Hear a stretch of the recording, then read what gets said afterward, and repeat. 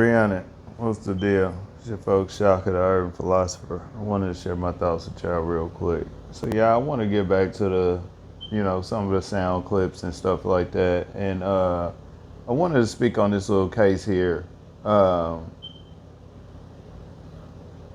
because, we are moving into a time where, you're hearing a lot of things over the news, like about how a lot of these that other group of people, they are becoming the minority.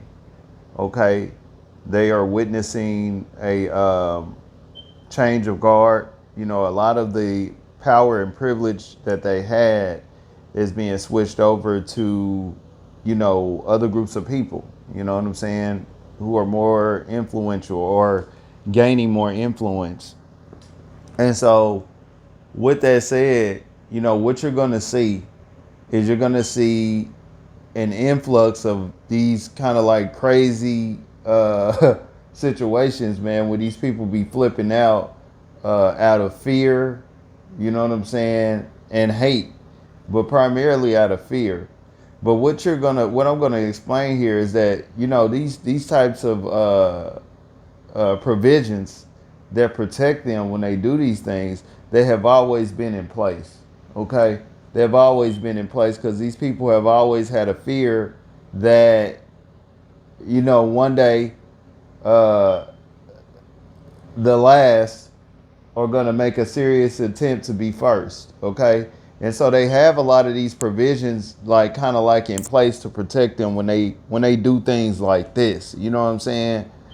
And so we're gonna go ahead and play the clip, and I'll be back to holler about it. Let's go. Back now with the woman who drove through a Black Lives Matter protest last December. She's now heading to trial after rejecting a sentencing recommendation from the New York District Attorney's Office. The incident seriously injuring several people, and some of the victims are upset with how this case is going. Here's NBC News correspondent Vaughn Hilliard. A major case in New York is now slated to head to the courtroom.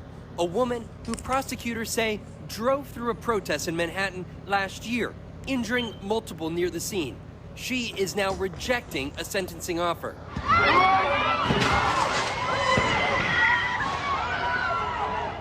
NYPD arrested Kathleen Casillo at that intersection last December, seen here being taken away by police. From 1 second to the next, I was up in the air. Like, I didn't hear anybody coming. I didn't hear the screams. I didn't hear anything. I just was walking and then I was flying. Her case now putting more focus on the dangerous scenes in recent years at protests on America's streets. This is the site where last year, Casillo hit the accelerator on her car, crashing through the intersection, injuring multiple individuals and sending them to the hospital. My right tibia was broken by Kathleen hitting me with her car.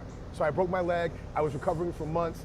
I couldn't sleep for months because the pain in my leg would wake me up. So for 2 months straight, no matter what I did, I couldn't go to sleep. It was absolutely torture. The protest, a march to back those in ICE's I gotta stop right there. That brother was trying to make sure he earned his money. That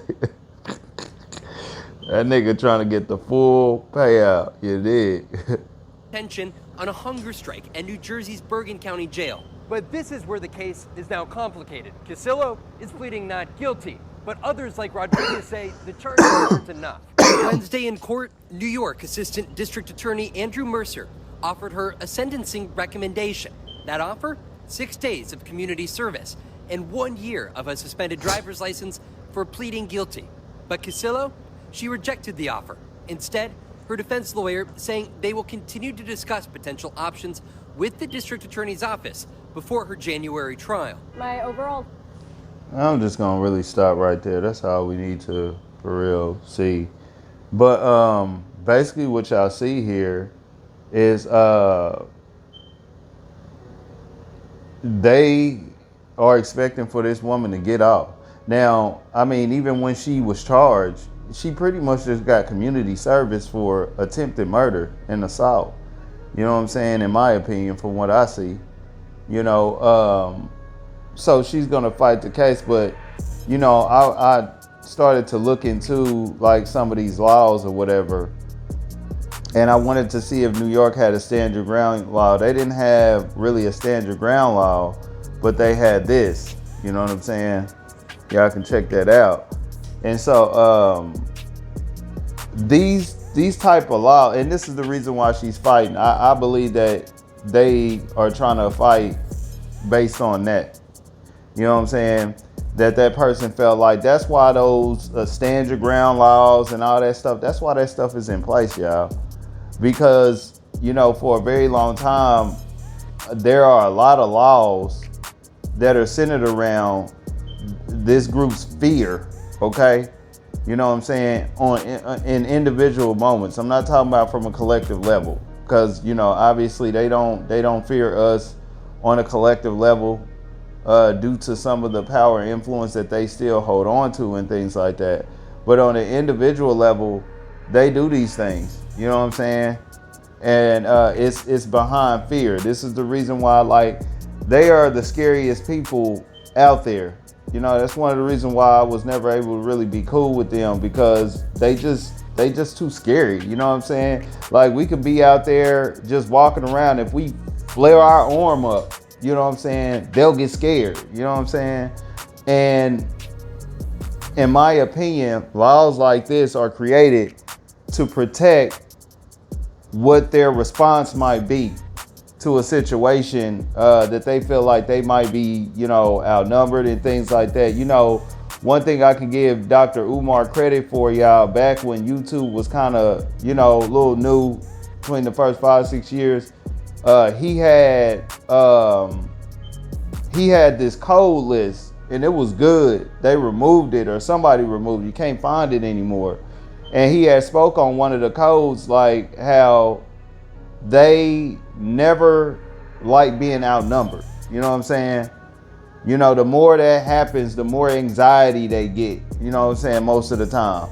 You know, and if they are outnumbered, they got to make sure that they got some serious tap dancers around them to kind of like be among, you know what I'm saying, you know, different groups of people, especially so-called black people, because, you know, they might snap and do some stuff like this. But I'm saying this to say, listen, y'all gotta keep a closer eye on these people.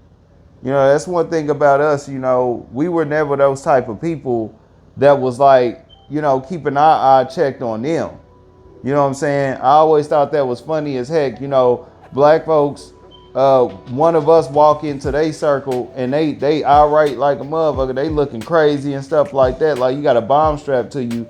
And on our end, some old meth head, crazy trench coat, whatever dude can walk among us or whatever. And we're not like, hey, keep eyes on that person, because we don't know what this person might do.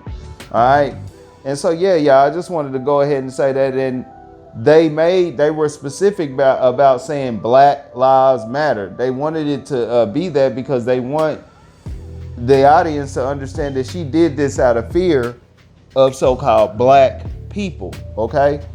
You know what I'm saying? Which has always been, for the most part, somewhat of an okay thing, because, you know, these people who have this influence and political control right now, they understand that. They share the same sentiment. So we just got to be a little more careful out here. I'm going to go ahead and leave it there, y'all. Comment below. You know what I'm saying? Like or dislike this information, but most definitely hit that sub button and the bell, because I'm going to drop something that you're going to like. It's your folks, Shaka, the Urban Philosopher. I'm out. It's 300.